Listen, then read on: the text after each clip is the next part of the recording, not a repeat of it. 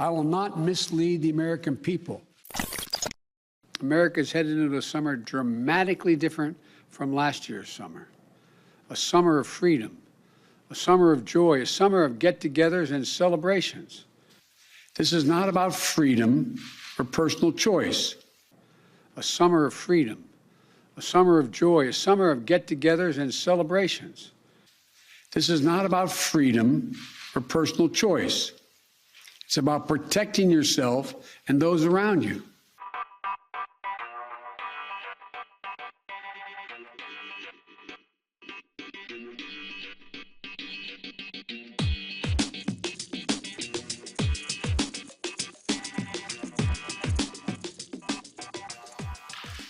We've been patient, but our patience is wearing thin.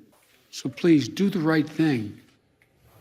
So conservatives are already running with the quote-unquote fascist dictator and quote-unquote vaccine apartheid narratives. So I'm glad he finally did this. I think it was about damn time. I was waiting for him to break out into Spanish and say, "Pónganse la vacuna." But I think, I mean, I'll just ask this one question. I thought that he should have spoken to different communities in different ways. A lot of the black community is resistant because they have been burnt in the past. The Tuskegee experiment and other things that have happened to African Americans in this country to make them disbelieve or not trust the government. On the other hand, you have other people who are just, let's own the libs. But if you look at the stats now, the African American community is being vaccinated at higher rate than any other community. That was bullshit. White Americans are getting COVID vaccines at significantly higher rates than black Americans. If you look at the stats now, the African American community is being vaccinated at higher rate than any other community. Every state that gives us data broken down by race, there's a dramatic disparity. And nowhere is it more stark than in Pennsylvania. There, data shows white people are vaccinated at a rate 4 times higher than that of black people. We are getting vaccinated. It's the right-wingers that aren't being vaccinated. It's the Republicans. It's the people that are feeding off this disinformation. And I got to tell you, I like grumpy old Joe. And data shows black Americans across the U.S. lag behind whites in getting the shots.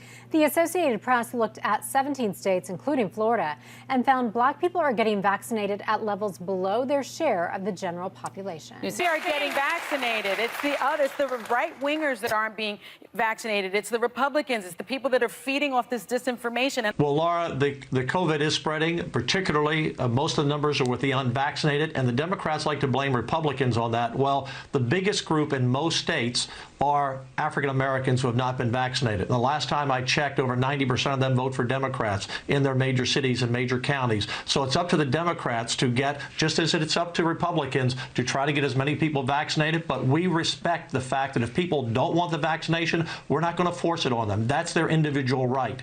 We are getting vaccinated. It's the right-wingers that aren't being vaccinated. It's the Republicans. It's the people that are feeding off this disinformation.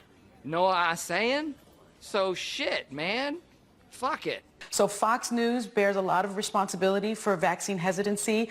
Texas and Florida, especially Florida, for those people that think Governor DeSantis is doing such a great job in Florida. Well, he's not doing such a great job because there are allegations that he hid the death numbers. There are allegations, and now he doesn't want mask mandates. He's coming after Joe Biden, which is absolutely ridiculous. We know this is all political. He wants to run for president. And this is a guy who criticizes the state of Florida for protecting parents' rights. He says school boards should be able to eliminate parents' rights and force 5-year-old kids to wear masks all day. That's what he thinks is appropriate government. Yet, here he comes from Washington, D.C., instituting an unprecedented mandate, which even his own people have acknowledged in the past is not constitutional. That's not leadership. And I think the problem I have with Joe Biden more than anything, this guy doesn't take responsibility for anything. He's always trying to blame other people, blame other states. This is a guy that promised when he ran for president that he would shut down the virus. If you look now, there's 300% more cases in this country today than a year ago when we had no vaccines at all.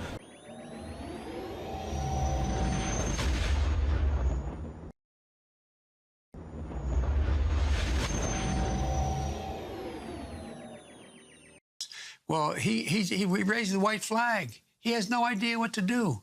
He's zero. It's only one thing he has in mind. How does he win re-election? And it doesn't matter how many people get COVID and or die from COVID. The president hasn't done his work. The president hasn't done what he's supposed to do. He hadn't provided the materials. He hadn't provided the. I mean, this is ridiculous the way he's talking about it. He's been incompetent the way in which he's responded to it. We have 80,000 deaths. We have more deaths. We have more of the virus than any nation in the world. Donald Trump has waved the white flag, abandoned our families, and surrendered to the virus. But the American people don't give up. We don't give in. And we surely don't cower, and nor will I under any circumstances. I'm not going to shut down the economy. I'm not going to shut down the country, but I'm going to shut down the virus. He has acted irresponsibly from the very beginning. He continues to act irresponsibly. He hasn't done his job. This is all about diverting attention. This is a guy that promised when he ran for president that he would shut down the virus. I'm going to shut down the virus. If you look now, there's 300% more cases in this country today than a year ago when we had no vaccines at all. So his policies are not working. He's doubling down on things that are going to be very destructive for the livelihoods of many, many Americans, and obviously going to be destructive to our constitutional system and the rule of law. That's not what makes a great president. It's definitely not Ron DeSantis. It's a pretty big leap down. So people can place blame on people like Ron DeSantis and, Asa Hutchinson and whomever else, but the buck does stop with the president and the president in charge, and the narrative that, oh, he's only been here for 8 months. American public doesn't care. They don't care. They look to our leaders. The buck stops with the president. And if I were a Democrat, I'd be concerned about why these numbers are going down with the approval rating. And in regards to Ron DeSantis, I mean, he's such a target for the left right now. Everybody should keep attacking him because it's just making him more powerful and more likely to be the nominee for president. And the buck stops with me.